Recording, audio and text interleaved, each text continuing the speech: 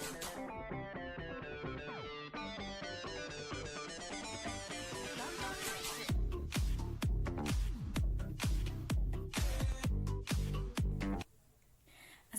warahmatullahi wabarakatuh. Nama saya Diayu Damayanti dari Akuntansi KP2 2018. Di sini saya akan membahas tentang mata kuliah Sistem Pengendalian Manajemen dengan bab mengukur dan mengendalikan suatu aktivitas. Pada bab ini akan dibahas 5 subbab, yaitu yang pertama, struktur analisis, yang kedua, mengukur aktiva yang digunakan, yang ketiga, EVA versus ROI, yang keempat, pertimbangan tambahan dalam mengevaluasi manajer, yang kelima, mengevaluasi kinerja ekonomi suatu entitas. Kita akan bahas yang pertama terlebih dahulu.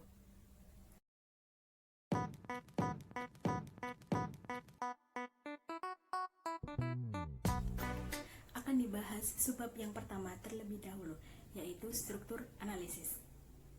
Tujuan pengukuran penggunaan aktiva merupakan analogi dari tujuan pusat laba, yaitu yang pertama, untuk memberikan informasi yang berguna dalam membuat keputusan yang baik mengenai aktiva yang digunakan, dan untuk memacu para manajer agar membuat keputusan yang merupakan kepentingan perusahaan. Yang kedua, untuk mengukur kinerja unit usaha sebagai suatu entitas ekonomi. Tingkat pengembalian atas investasi atau ROI adalah suatu rasio perbandingan. Pembilangnya atau numerator adalah laba yang dilaporkan pada laporan keuangan. Penyebutnya atau denominator adalah aktiva yang digunakan. Kita lanjut ke subbab yang kedua.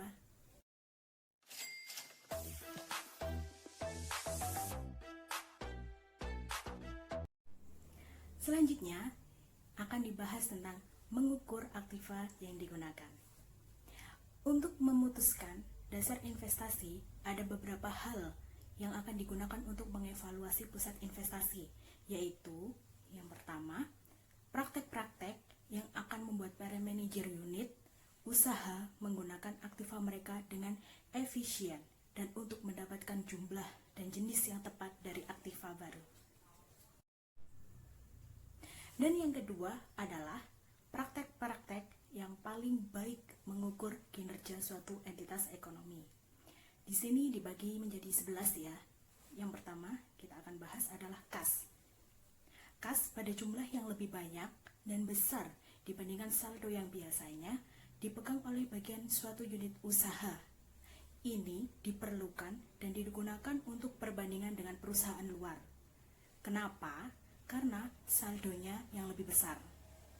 Yang kedua yaitu piutang. Suatu pihak dapat berargumen bahwa apabila investasi real dari suatu unit dalam piutang akan hanya berupa dan sebesar harga pokok penjualan, dan bahwa tingkat pengembalian yang memuaskan dan memadai atas hasil investasi ini mungkin sudah dapat mencukupi. Yang ketiga, persediaan. Biasanya persediaan dicatat jumlahnya pada akhir periode, walaupun secara konsep dengan metode rata-rata antar periode lebih baik. Yang keempat, modal kerja secara umum. Perusahaan harus memasukkan seluruh aktiva lancarnya menuju ke dasar-dasar investasi dengan cara tidak mengeliminasi kewajiban lancar perusahaan. Yang kelima, properti, pabrik, peralatan.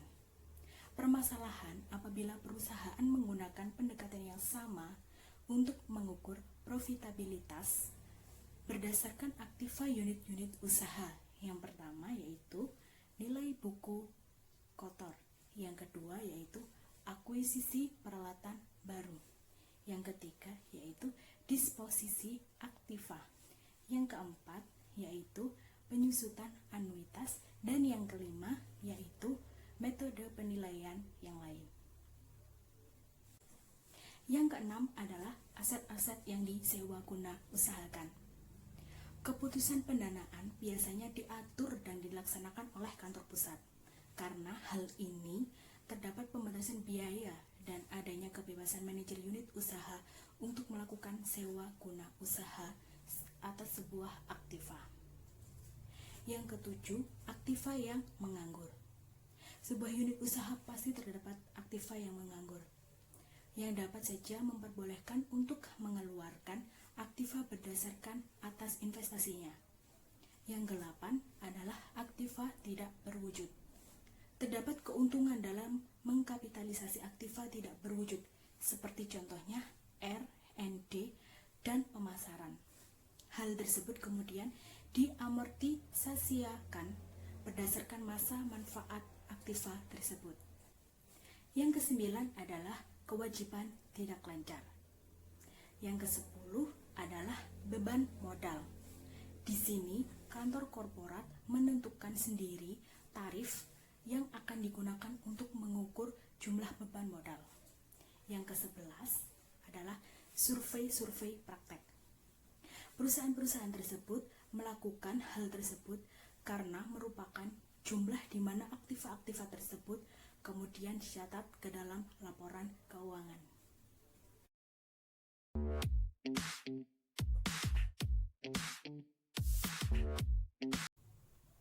Pada sebab selanjutnya akan dibahas tentang EVA versus ROI.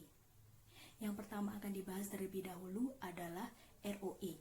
ROI memiliki 3 keunggulan, yaitu yang pertama, ROI merupakan laporan komprehensif di mana semua mempengaruhi laporan keuangan yang tercermin dalam rasio. Yang kedua adalah ROI mudah dihitung, mudah dipahami, dan sangat signifikan secara absolut. Yang ketiga, ROI denominator. Tadi sudah dibahas, denominator adalah rasio perbandingan. Dapat diterapkan di unit organisasi yang memiliki tanggung jawab profitabilitas, tidak termasuk jenis-jenis usaha. Berbeda dengan EVA.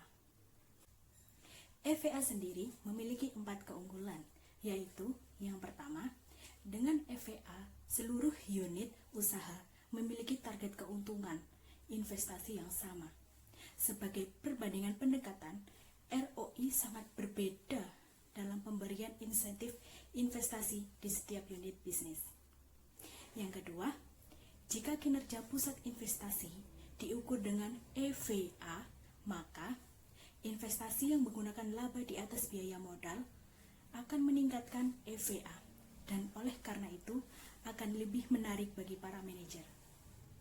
Yang ketiga, EVA adalah tingkat suku bunga yang berbeda, dapat digunakan untuk jenis aktiva yang berbeda pula. Yang keempat, EVA berlawanan dengan ROI, memiliki korelasi positif yang lebih kuat terhadap perubahan-perubahan dalam nilai pasar perusahaan. Nah, di sini ada rumus EVA.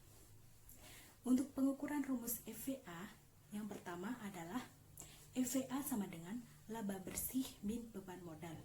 Dan cara pengukuran yang kedua adalah EVA sama dengan modal yang digunakan dalam kurung ROI min biaya modal. Rumusnya akan saya tulis.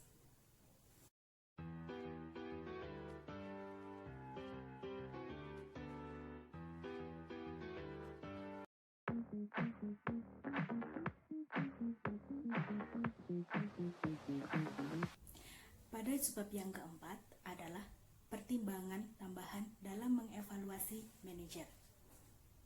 EVA masih tidak mampu untuk menyelesaikan seluruh permasalahan terkait dengan aktiva tetap, kecuali jika didukung dengan penggunaan metode anuitas. Dalam penggunaan metode nilai buku kotor atau gross book value, suatu unit usaha dapat meningkatkan kemampuan EVA. Perusahaan dengan cara mengadopsi tindakan yang bertentangan dengan kepentingan perusahaan tersebut. Walaupun pembelian awal aktiva tetap seringkali dikapitalisasi sebagai besar investasi dalam biaya permulaan, pengembangan suatu produk baru, dan sebagainya bisa saja dihapuskan sebagai beban dengan demikian tidak akan dapat terlihat dalam dasar investasi. Hal ini khususnya diterapkan pada unit-unit pemasaran.